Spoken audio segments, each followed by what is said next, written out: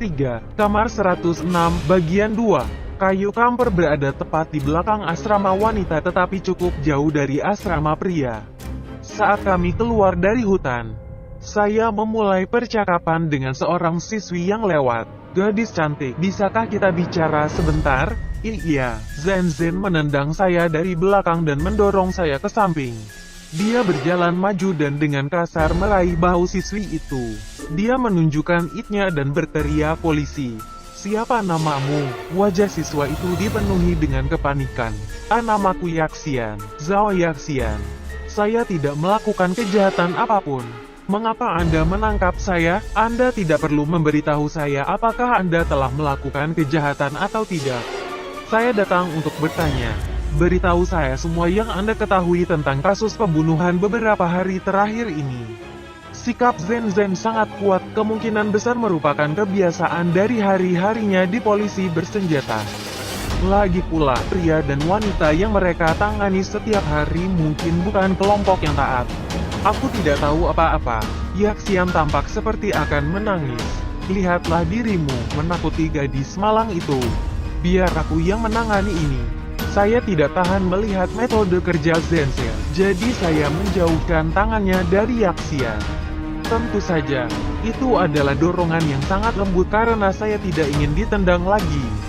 Secara alami, Anda memperlakukan penjahat dengan lebih banyak kekuatan. Tetapi Anda harus bersikap sopan dan sopan dengan warga sipil. Saat berbicara dengan gadis yang lembut dan imut, Anda harus lebih lembut. "Jangan takut, aku di sini bukan untuk membawamu pergi. Aku hanya ingin menanyakan beberapa hal." Ada beberapa coklat tumbuh di kepalamu." Aku mengeluarkan sepotong coklat dan menyerahkannya padanya. Tangannya sangat halus. "Jadi kamu dulu pesulap." Haha, emosi Yaxian menjadi tenang. Saya menceritakan beberapa lelucon untuk membuatnya tertawa. Zen mencemooh dan menyelinap ke samping, bergumam pada dirinya sendiri. Dia pikir aku tidak bisa mendengarnya, tapi telingaku cukup panjang untuk menangkapnya berkata, "Chip hanya tahu cara menipu perempuan." Setelah kami berbicara sedikit, saya mulai menanyainya. "Yaxian, bisakah kamu memberitahuku jika ada hal lain yang tidak biasa terjadi pada malam pembunuhan itu? Aku tidak tahu apakah ini penting." Yaxian ragu-ragu sebelum memberitahuku tentang kejadian aneh di asrama wanita malam itu. Kamar 106 di lantai pertama asrama wanita sudah lama kosong. Dikatakan bahwa seorang gadis telah meninggal di sana dan itu berhantu, jadi tidak ada yang berani tinggal di ruangan itu. Ketika saya pertama kali tiba di sekolah, saya mendengarnya. Tetapi karena saya belum melihat apapun dengan mata kepala saya sendiri, jadi saya agak skeptis. Setelah saya pindah ke kamar 105 di seberang aula, saya sering mendengar langkah kaki di koridor di tengah malam. Pada awalnya, saya berpikir bahwa seseorang hanya menggunakan kamar kecil, tetapi setelah saya terus mendengarnya, rasanya menjadi tidak normal. Kamar kecil terletak di ujung koridor, tetapi langkah kaki selalu dimulai dari pintu masuk utama dan kemudian menghilang ketika mereka sampai di kamar 106. Kemudian, dari kamar 106, mereka akan kembali ke pintu masuk. Saya sedang mengobrol dengan salah satu senior saya dan kemudian topik ini muncul. Dia bercerita bahwa dulu ada seorang gadis yang tinggal di kamar 108. Suatu kali, dia ingin pergi ke kamar kecil di tengah malam. Ketika dia membuka pintu, dia mendengar suara langkah kaki. Jadi dia melongokkan kepalanya keluar untuk melihat-lihat. Siapa sangka yang dilihatnya adalah hantu wanita dengan pakaian putih dan rambut acak-acakan, membawa sekantong barang dari pintu masuk utama. Dia sangat takut, dia hampir mengompol. Dia segera menutup pintunya dan kembali ke tempat tidur. Keesokan harinya dia pindah dari asrama ke apartemen di luar kampus. "Apakah Anda juga mendengarnya pada hari pembunuhan?" tanyaku setelah mendengarkan akun Yaxian. Yaxian mengangguk. Biasanya, saya bisa mendengarnya setiap malam. Tempat tidurku menempel di dinding dekat pintu, jadi aku bisa mendengarnya dengan sangat hati-hati. Aku hanya tidak pernah punya nyali untuk membuka pintu dan melihatnya. Sebenarnya, semua orang di asrama tahu tentang itu. Tak seorang pun di lantai pertama yang berani menggunakan kamar kecil di tengah malam. "Bisakah Anda membawa saya menemui pengawas tempat tinggal Anda?" Tentu saja aku bisa mengantarmu, tapi pengawasnya cukup ketat. Kamu harus berhati-hati. Yaxian meraih lenganku dengan penuh kasih sayang dan membawa kami ke asrama wanita. Dia mengatakan kepada saya bahwa supervisornya adalah Ms. Yu, dan dia memberitahu saya tentang bagaimana dia selalu menyulitkan gadis-gadis itu. Zen mengikuti di belakang kami dengan suasana hati yang buruk. Iklan. Yaxian tidak berani memprovokasi supervisor Yu, jadi setelah dia membawa kami ke depan, dia pergi. Di dalamnya ada seorang wanita berusia 50 tahun duduk di sana, tertidur. Aku memanggilnya dan membangunkannya. Setelah menjelaskan tujuan kami datang, saya meminta untuk dibawa ke kamar 106 untuk menyelidiki. Itu adalah ruang penyimpanan, dan sudah lama dikunci. Tidak ada yang masuk atau keluar darinya. Apa yang perlu diselidiki tentang itu? Tetapi jika Anda ingin melihat, ikuti saya. Supervisor Yu jelas tidak senang dibangunkan dari tidurnya. Ekspresi marah di wajahnya saat dia membawa mereka ke kamar. Meskipun Supervisor Yu mengatakan bahwa kamar 106 telah lama dikunci, dia tidak kesulitan membuka pintu sama sekali. Pintunya tidak terkunci dalam sekejap, seperti yang dia katakan. Ruangan itu digunakan sebagai ruang penyimpanan. Selain diisi dengan kotak-kotak sampah, tidak ada yang istimewa dari ruangan itu. Mungkin yang paling menarik adalah meskipun lantainya agak kotor, tidak banyak debu. Kotak-kotak itu, bagaimanapun, sangat jelas tertutup lapisan debu. Zen membuka beberapa kotak dan menemukan bahwa itu penuh dengan peralatan olahraga lama. Dia bertanya, mengapa barang ini tidak disimpan di gym? Tidak ada ruang di gym, dan tidak ada yang berani tinggal di sini. Mungkin karena dia terbiasa memperlakukan siswa dengan kejam. Tetapi Supervisor Yu juga tidak memandang Zen dengan baik. Mengapa? Sikap Zen juga sangat buruk. Mengapa? Karena seseorang meninggal di sini. Supervisor Yu menjawab dengan sinis. 10 tahun yang lalu, seorang siswi meninggal di sini. Setelah itu, orang mengatakan tempat itu angker dan tidak ada yang berani tinggal di sini. Yang bisa kami gunakan hanyalah penyimpanan. Zen menggigil dan melihat sekeliling. Apakah tempat ini benar-benar berhantu? Tidak ada yang namanya hantu. Banyak pengecut. Saya sudah menjadi supervisor di sini selama 10 tahun dan saya bahkan belum pernah melihat bayangan hantu. Supervisor Yu mengejek. Wajah Zen memerah karena malu. Catatan. Meskipun saya mungkin akan melewatkan beberapa kali nanti peringatan permainan kata. Terjemahan kata demi kata dari pengecut akan menjadi hantu pengecut. Beberapa siswa mengatakan bahwa mereka mendengar suara aneh di tengah malam. Apakah kamu tahu tentang ini? Saya bertanya. Jangan percaya omong kosong mereka. Setelah lampu padam, saya periksa beberapa kali sebelum tidur. Saya belum pernah mendengar suara aneh sebelumnya. Nada suara Supervisor Yu sangat tegas. Dan saya curiga dia adalah seorang ateis. Tidak ada yang khusus di ruangan itu, tetapi jendelanya menarik perhatian saya. Saya berjalan ke arah mereka dan mencoba membukanya. Tetapi bahkan setelah mengerahkan banyak kekuatan, mereka tidak mau bergerak. Jendela itu sepertinya telah dipecahkan oleh seseorang sebelumnya dengan kekuatan yang sangat besar. Tapi bisakah wanita sekuat itu? Supervisor Yu melirik ke arahku. Jendela sudah lama rusak. Saya tidak tahu sudah berapa tahun sejak dibuka. Itu adalah jendela geser dengan bingkai aluminium. Melalui debu dan jendela yang tertutup debu, Anda hampir tidak bisa melihat hutan tempat pembunuhan terjadi. Meskipun fakta bahwa jendela menghadap ke hutan tidak dapat membuktikan apa-apa. Jika jendelanya bisa dibuka, maka ruangan ini agak mencurigakan. Aku menatap jendela dan menyalakan sebatang rokok. Supervisor Yu dengan cepat menjadi tidak senang dengan saya. Pak, petugas polisi, tolong jangan merokok di sini. Ini adalah ruang penyimpanan. Jika kebakaran mulai, siapa yang akan bertanggung jawab? Saya mengangkat bahu dan melambai ke Zen. Aku akan keluar untuk merokok. Saat aku melangkah keluar ke koridor, aku melihat Yaxian melambai padaku dari kamar 105.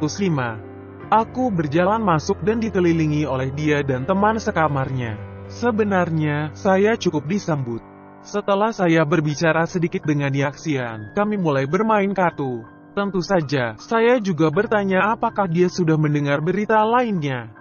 Salah satu gadis lain berbicara bahwa Paman Liu di ruang penjaga akan tahu paling banyak tentang kasus ini, dan dia menyarankan agar saya mengobrol dengannya. Kamu sedang membolos. Pergi dan mati. Saat kami bermain dengan gembira, Zhen Zhen menyerang secara tak terduga dan menendang saya. Gadis-gadis yang ketakutan itu berkumpul bersama. Siapa yang membolos?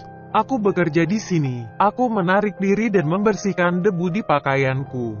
Bermain kartu itu berhasil. Mata besar Zhen Zhen dipenuhi dengan amarah saat dia menatapku dengan tatapan tajam. Seolah-olah aku akan membunuh seluruh keluarganya atau semacamnya. Karena Anda tidak bermain kartu, apakah Anda menemukan petunjuk? Jika tidak, tetaplah di pinggir lapangan dan jangan mengganggu pekerjaan saya. Pergi, pergi, pergi, untuk menjaga diri saya dari bahaya. Saya segera mendorong Zhen Zhen keluar ruangan dan kemudian melanjutkan bermain kartu. Tinjunya cukup bagus, tapi kalau bicara kata-kata, dia jauh di belakangku. Iklan. Setelah sekitar 1 jam bermain kartu, Yaxian dan teman sekamarnya harus pergi ke kelas, jadi saya berpisah dengan enggan. Saat aku keluar dari asrama, Zhen Zhen muncul entah dari mana dan meraih kerah bajuku. Dia bertanya dengan aneh, kamu bermain kartu selama setengah hari. Apakah Anda menemukan petunjuk? Jika tidak, jangan mengandalkan saya untuk tetap sopan. Aku mendorong tangannya. Tahukah kamu apa artinya berlari sebelum bisa berjalan? Jika Anda ingin petunjuk, ikuti saya. Kita akan lihat game apa yang kamu mainkan. Dia mendengus saat dia mengikuti di belakangku. Saya memimpin Zhen Zhen ke ruang penjaga di pintu masuk utama sekolah. Di dalamnya ada seorang pria tua yang bermain catur sendirian. Paman Liu. Setelah saya memeriksa permainan caturnya, saya berkata, meriam, horizontal 2:6. Paman Liu mengangkat kepalanya dan menatapku. Kemudian dia memindahkan potongan itu sesuai dengan arahan saya dan berpikir sejenak. Chariot, maju 1 lawan 3. Kuda, maju 6 lawan 8. Saya duduk di kursi di seberangnya dan mulai bermain catur. Jenderal, horizontal 4-5. Kuda, mundur 8 lawan 7. Cannon, mundur 2 lawan 1. Kami berdua bolak-balik seperti ini selama 1 jam sebelum akhirnya pertandingan berakhir seri. Saya tertawa dan berkata, Paman Liu, kamu sangat baik. Sudah lama sekali saya tidak bertemu dengan seorang ahli seperti Anda. Paman Liu ingin melanjutkan, Nak, kamu sendiri tidak buruk. Ingin bertanding lagi? Saya memeriksa jam tangan saya dan kemudian melihat ke Zhen Zhen yang tidak sabar menunggu. Aku mengangkat bahu padanya, aku benar-benar ingin. Tapi aku masih memiliki beberapa hal yang harus diurus. Aku menunjukkan identitasku dan memberitahunya bahwa kami sedang menyelidiki kasus pembunuhan hantu wanita. Tapi kami tidak memiliki nyali. Daripada berlarian keluar, kenapa kamu tidak bertanya saja padaku? Saya telah menjadi penjaga keamanan di sini selama lebih dari 30 tahun. Tidak ada yang tidak saya ketahui. Ayo, aku akan memberitahumu tentang hantu wanita saat kita memainkan pertandingan lain. Paman Liu tampaknya takut. Saya tidak setuju.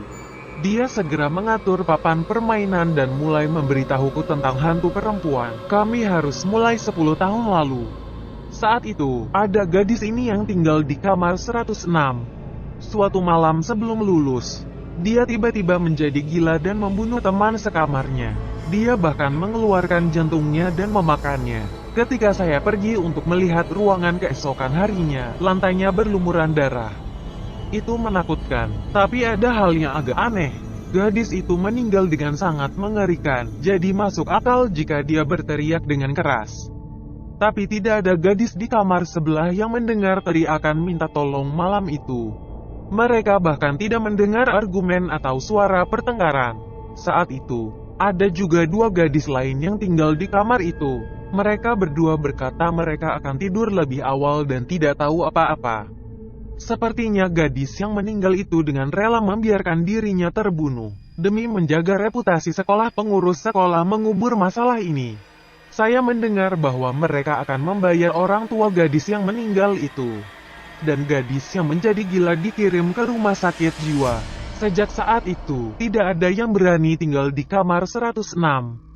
Sekitar 2 atau 3 bulan kemudian, saya ingat semester baru yang dimulai sekitar saat itu, sepasang kekasih diam-diam menyelinap ke hutan kamper di belakang asrama. Setelah itu, tidak ada yang pernah melihat mereka lagi. Pada awalnya, semua orang menertawakannya dan berkata mereka akan kabur untuk kawin lari. Namun beberapa hari kemudian, tercium bau busuk di asrama wanita. Saat itulah mereka menemukan mayat kekasih. Kematian mereka sangat mengerikan. Wajah anak laki-laki itu hitam. Tapi itu lebih buruk bagi gadis itu. Hatinya telah ditarik keluar. Semua orang menjadi takut dan cemas karena mereka tidak pernah menemukan pembunuhnya. Apalagi, itu seperti kasus gadis dari kamar 106. Hati gadis-gadis itu telah ditarik keluar dari dada mereka. Itulah mengapa orang-orang mulai mengatakan bahwa roh hantu perempuan belum pergi, bahwa dia keluar untuk menghantui dan menyerang orang. Setelah itu, ada beberapa kematian lagi yang terjadi di hutan. Penyebab kematian hampir sama. Jika hanya ada satu orang, hati mereka ditarik keluar. Jika ada lebih dari satu orang, wajah yang lain semuanya menjadi hitam. Ada 2 atau 3 yang berhasil keluar hidup-hidup, dan mereka semua mengatakan bahwa pembunuhnya adalah hantu wanita yang menggendong bayi. Saya tidak yakin apakah ini hanya kebetulan atau bukan, tetapi setiap kali itu terjadi, selalu ada bulan purnama. Saat ceritanya diedarkan, orang akan menambahkan detail mereka sendiri untuk membuatnya lebih menakutkan. Setelah itu, sekolah tidak dapat melakukan apapun kecuali membuat aturan bahwa siswa tidak boleh pergi ke hutan kamper pada malam hari. Terakhir kali ada kasus seperti ini mungkin 5 atau 6 tahun lalu. Sebagian besar mahasiswa baru tidak mengetahuinya dan mereka menganggapnya hanya legenda. Siapa sangka itu akan terjadi lagi. Setelah lebih dari 2 jam, permainan catur berakhir dengan seri sekali lagi. Apa kamu tahu nama gadis-gadis yang tinggal di kamar 106? Saya menyerahkan sebatang rokok pada Paman Liu dan menyalakannya untuknya. Setidaknya ada 10.000 siswa di sekolah ini. Bagaimana saya bisa mengingatnya? Apalagi sudah 10 tahun. Paman Liu mengepul. Jalan-jalan di sekitar perpustakaan. Mereka seharusnya memiliki file siswa di arsip, tetapi mungkin sulit untuk menemukannya. Kalau begitu saya akan melihat-lihat di perpustakaan. Jika saya punya waktu, saya akan kembali untuk bermain catur. Aku mengucapkan selamat tinggal dan kemudian memberi isyarat kepada Zhenzen, yang mungkin sudah tumbuh lumut sekarang untuk pergi. Paman Liu melambai dengan enggan. Ingatlah untuk kembali saat Anda senggang. Saya akan berada di sini setiap hari. Matahari akan segera berangkat kerja. Tetapi kami tidak akan bisa pulang kerja pada waktu yang tepat. Untuk menyelesaikan kasus ini sesuai tenggat waktu, kami tidak dapat menunda. Kami segera menuju ke perpustakaan.